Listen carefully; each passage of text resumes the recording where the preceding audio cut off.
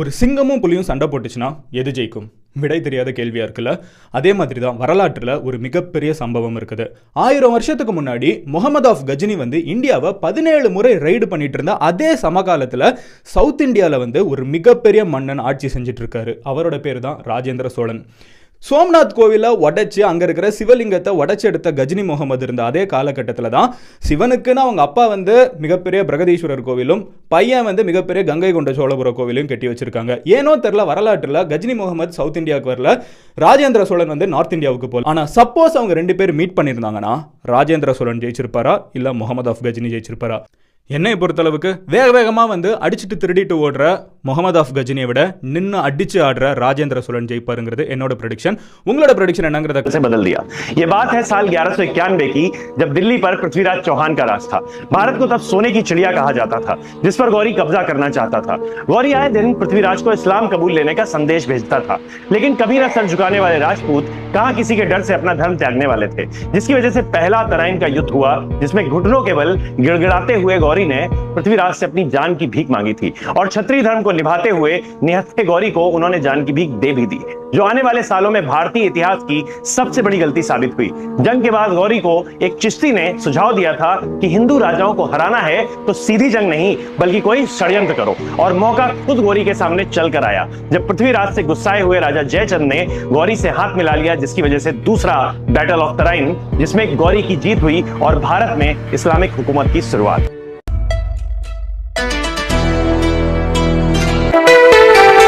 Please subscribe to our channel and press the bell icon for more updates. The history of Muslim sovereignty in India begins with Iltutmish. It was he who gave the country a capital, an independent state, a monarchical form of government. Iltutmish was the first real Turkish Sultan of Delhi. After the death of Qutbuddin Aybak, his inefficient son, Aram Shah, was placed on the throne by his officers at Lahore. But his candidature was opposed by the nobles of Delhi. High officials, including Turkish nobles at Delhi, decided to invite Iltutmish, the son-in-law of Aybak, to succeed him. Iltutmish, who was eagerly awaiting this opportunity, responded to their call very promptly and reached Delhi, and assumed sovereign powers. Aram Shah marched towards Delhi with a vast army, but Iltutmish defeated and killed him. After this inglorious period of 8 months' rule of Aram Shah, there started a glorious period of Iltutmish. Iltutmish's full name was Shamsuddin Iltutmish, and was born in a Turkish family, in Central Asia. His family belonged to the Ilbari tribe, of the Turks. His brothers had sold him as a slave, to a slave merchant named Jamal Uddin. He took him to Delhi, and sold him again to Qutbuddin Aybak. Under Aybak, Iltutmish rose from position to position, and just before his sultanship, he was the governor of Badon. Aybak made him his son-in-law, by giving him his daughter in marriage. However, with a stroke of good fortune, and hard work, he became the Sultan of Delhi, and ascended the throne in 1211 AD. Iltutmish ascended the throne of Delhi at a time of crises. During the first 10 years of his reign, he concentrated on securing his throne from his rivals. Apart from this, the rising power of the Mongols, under Genghis Khan, threatened the northwest frontier of the Sultanate. But Iltutmish was a man of high courage and determination. He accepted the challenge, and faced the problems bravely. The most formidable enemy of Iltutmish was Tajuddin Yildiz, of Ghazni. He attacked Yildiz, and a battle between the two took place in the historic battlefield of Tarain. Yildiz was defeated, and put to death. With this, all connections with Ghazni were cut off, and Iltutmish felt more secured. During the reign of Iltutmish, the greatest danger to the country was the possible invasion of Mongols under the leadership of Genghis Khan. In 1220 AD, Temujin, popularly known as Genghis Khan, appeared at the border of India by following Jalaluddin Mangbarni, the defeated Shah of Khwarezm Empire. While escaping from the Mongols, Jalaluddin sought shelter at Iltutmish court, but Iltutmish refused to grant asylum to him.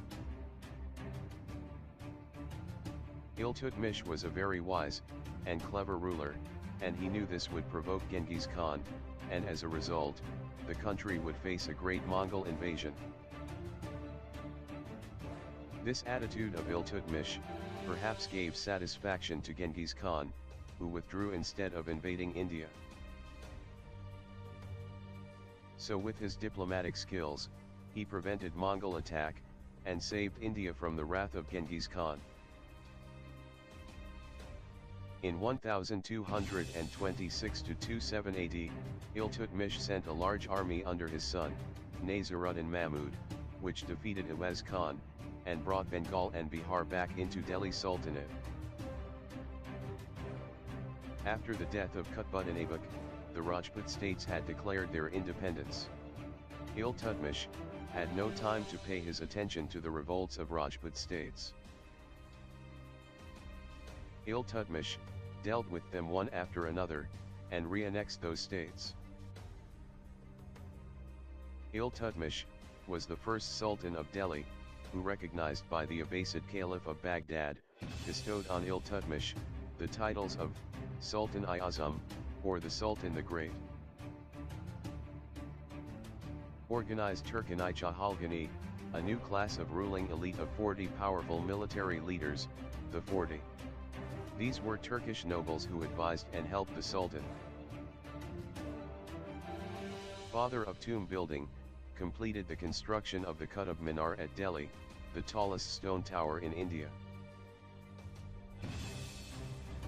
Iltutmish fell ill in 1235 AD, due to continuous military operations. During his last expedition against Bayana, he was attacked by severe illness, and was brought to Delhi. With his death, the country lost a great ruler, and also there came to an end a long 25 years glorious reign of Delhi Sultanate. Since he did not consider any of his sons worthy of the throne, he declared his daughter, Ruqayya Sultana, as successor.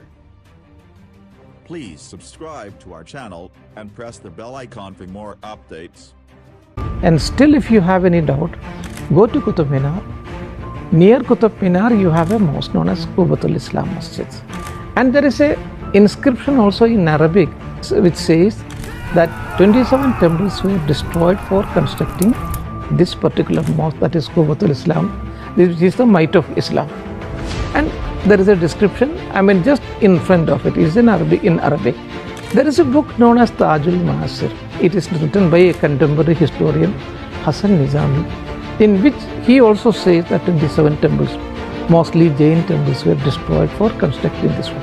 हम बात कर रहे हैं Nalanda university की। 1500 साल पहले बनाई गई इस यूनिवर्सिटी में 10,000 स्टूडेंट्स और 2000 से भी ज्यादा टीचर्स पढ़ाया करते थे। Nalanda university was considered as a centre for meditation and knowledge. सब कुछ ठीक चल रहा था until it was destroyed in the 12th century by Bakhtiyar Khilji, जिसको ये देख के बहुत हैरानी हो रही थी कि how can Indian scholars and teachers have more knowledge than his countrymen. And इसकी वजह से he decided to destroy the roots of Buddhism and Ayurveda by setting the great library of Nalanda, which was known as Dharma Kunj, on fire, burning around 9 million manuscripts. Nalanda University was a center of ancient knowledge. लेकिन ये laws सिर्फ India का नहीं, पूरी दुनिया का था। As ये सारी बुक्स जो जल गई थी वो हैंड रिटन थी, इसकी वजह से आज इस दुनिया में इनकी कोई कॉपीज अवेलेबल नहीं है। Nalanda was a proof of our ancient knowledge from various fields like astronomy, medicine, science, religion, literature, and much more. But now I think it's time to understand the importance of this knowledge because Nalanda University is gaining its glory back from the ashes. மதுரையில் first சுல்தானியர் ஆட்சி நடக்குது. சேர சோழ பாண்டியர்கள் ஆஞ்சி கதை உங்களுக்கு தெரியும். ரெண்டுக்கு நடுவில் ஒருத்தன் கொஞ்ச நாள் 40 வருஷம் ஆண்டாங்க. உலகத்தின் கொடுமையான சுல்தானியன். இவருக்கு ஆட்சியில் மதுரையில் இந்துக்கள் தரமட்டம் அளிக்கப்பட்டார்கள், கட்டாயப்படுத்தி மதமாற்றம் செய்யப்பட்டார்கள், கழுவேற்றப்பட்டார்கள். கழுவேற்றம் தெரியல, மரத்தை வெட்டி ஊர்மைப்படுத்தி அது மேலே உட்கார வைக்கிறது ஒரு ஆளை. அது ஒரு நாள் முழுசும் கொஞ்சமா மெல்ல ஏறி வரும். இதை அவன் குடும்பமே ஒய்ஃப் குழந்தை பார்த்துட்டு இருக்கும். இவன் செத்த பிறகு அதே கல்லூரி தன் மனைவியை கழுவேற்றுறது, குழந்தைகளை கழுவேற்றி தான் சுல்தான் பண்ணான். கஃபீர்கள் சொல்றான், காட்டு முன்னெடுத்தனவங்க சிலையை வழிபடும் ஒரு கூட்டம். ஹிந்துன்னு வார்த்தை தயவுசெய்து இல்லைன்றதை நீ புரிஞ்சுக்கணும். இந்துக்கள் அப்படின்ற வார்த்தை கிடையாது, கபீர்ஸ் சொன்னா பாருங்க, சிலை வழிபாடு செய்பவர்கள். அதான் உண்மையான உங்களுக்கு இந்துக்களுக்கான பேர். மீனாட்சி மதுரையில் இருந்தது, அப்பயும் மீனாட்சி கோயில் இருந்திருக்குன்றதையும் புரிஞ்சுக்கணும். 1310 மீனாட்சி கோயில் இருந்திருக்கு. அதை கொள்ளையடிக்காமல் இருக்கிறதுக்கு தான் பணம் வாங்கிட்டு போயிருக்கான். அப்போ எவ்வளோ வருஷமா மீனாட்சி கோயில் இருக்குன்னு பாருங்க. சிலை வழிபட்டவர்கள் கபீர்ஸ், உருதுல காட்டுமிராண்டிகள். அவன் இந்துக்கள் எங்கேயுமே சொல்ல. இதெல்லாம் எங்கே இருக்குன்னா இபின் பாதாவுடைய பதிவில் இருக்குது. रिकॉर्ड अपन और बुक लावर எழுதிருக்காரு. मलिक कफूर और अलाउद्दीन खिलजी के रिश्ते की दास्तान को बहुत से हिस्टोरियंस ने अपने अपने हिसाब से लिखा है। कुछ का मानना तो ये भी है कि खिलजी की मौत का कारण और कोई नहीं बल्कि मलिक कफूर ही था।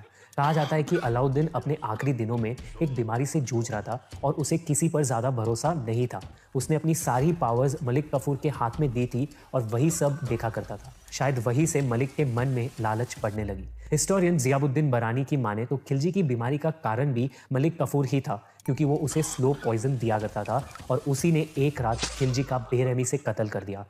साल है 1398। दिल्ली पर आक्रमण होता है। कौन करता है? मंगोलिया का शासक तैमूर।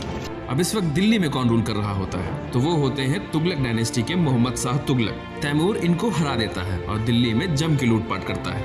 अब यहाँ से समय थोड़ा आगे बढ़ता है और हम आ जाते हैं साल 1414 में। क्या होता है 1414 में? तैमूर दिल्ली से वापस जा रहा होता है और लौटते लौटते खिज्र खां को दिल्ली की गद्दी में बैठा देता है और एस्टेब्लिशमेंट होता है सैयद डायनेस्टी की। अब टाइम फिर थोड़ा और आगे बढ़ता है और साल आता है 1451। अब इस वक्त सैयद डायनेस्टी के रूलर होते हैं आलम शाह और इसी साल ये राजपाट से रिटायरमेंट ले लेते हैं और गद्दी सौंप देते हैं बहलोल लोदी को और बहलोल लोदी स्थापना करते हैं लोदी डायनेस्टी की। अब लोदी डायनेस्टी में 3 इंपॉर्टेंट रूलर्स हुए। कौन कौन से? अब इसे याद करने की अगर ट्रिक सीखना है तो बस्ती से इसे याद कर सकते हैं। BA for Bahlol Lodi, SI for Sikandar Lodi and I for Ibrahim Lodi. Delhi पर कब्जा करने की ख्वाहिश रखने वाले तैमूर लंग ने मध्य एशिया से दिल्ली जाते समय उसने 1 लाख हिंदुओं को पकड़ लिया और दिल्ली पहुंचकर सभी को मार डाला। 1398 में जब तैमूर लैंड ने हरिद्वार से प्राचीन दिल्ली क्षेत्रों पर आक्रमण किया तो रामप्यारी गुर्जर ने तैमूर लैंड के खिलाफ लड़ाई लड़ी थी। रामप्यारी चौहान गुर्जरी एक महिला सैनिक कमांडर थी। तैमूर की क्रूरता को समाप्त करने के लिए एक महापंचायत में सभी समाज के लोगों ने छापामार युद्ध लड़ने की रणनीति बनाई। इसके लिए एक सेना तैयार की गई थी जिसमें 80,000 योद्धा शामिल हुए थे। इन्हें समर्थन देने के लिए 40,000 महिला योद्धाओं की एक टुकड़ी बनाई गई जिसकी अगुवाई रामप्यारी गुर्जर कर रही थी। रामप्यारी गुर्जर का जन्म सहारनपुर के एक चौहान परिवार में हुआ था। रामप्यारी गुर्जर पर महाबली जोगराज सिंह गुर्जर का खासा प्रभाव था और इन्हीं के नेतृत्व में तैमूर के खिलाफ हमला बोला गया था। कहा जाता है कि इस युद्ध में हरबीर सिंह गुलिया के वार से तैमूर बुरी तरह जख्मी।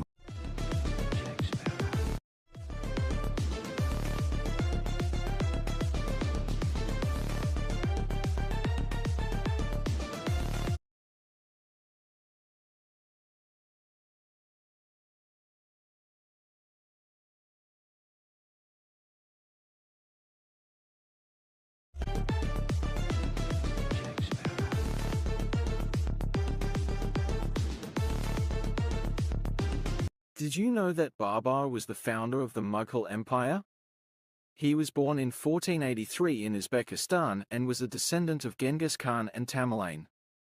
In 1526, Babar led an army of 12,000 soldiers to defeat the Sultan of Delhi, marking the beginning of the Mughal Empire in India. He died in 1530, leaving behind a significant legacy in the history of South Asia. Babar का बाबरी नामक एक पुरुष के साथ संबंध थे, ये कहना है डॉक्टर रिजवान अहमद का। आइए पहले देख लेते हैं डॉक्टर रिजवान अहमद ने कहा क्या है। आज आपके चैनल पे बता रहा हूँ कि Babri was a 16-year-old boy जिसको बाबर अफगानिस्तान के काबुल के मार्केट से खरीद के लाया था। Babar had a physical relationship with this this boy called Babri, जो इब्राहिम लोदी का अगेंस्ट बैठे को पानीपत में मारा गया था और उसकी याद में इस मस्जिद का नाम जब तामीर हुई थी तो बाबरी मस्जिद रखा गया था। दोस्तों आइए अब देखते हैं डॉक्टर रिजवान अहमद जो कह रहे हैं उस बात में कितना सच है। ये पुस्तक है जिसका नाम है द नेकेड मुगल्स। इसके तीसरे चैप्टर में जो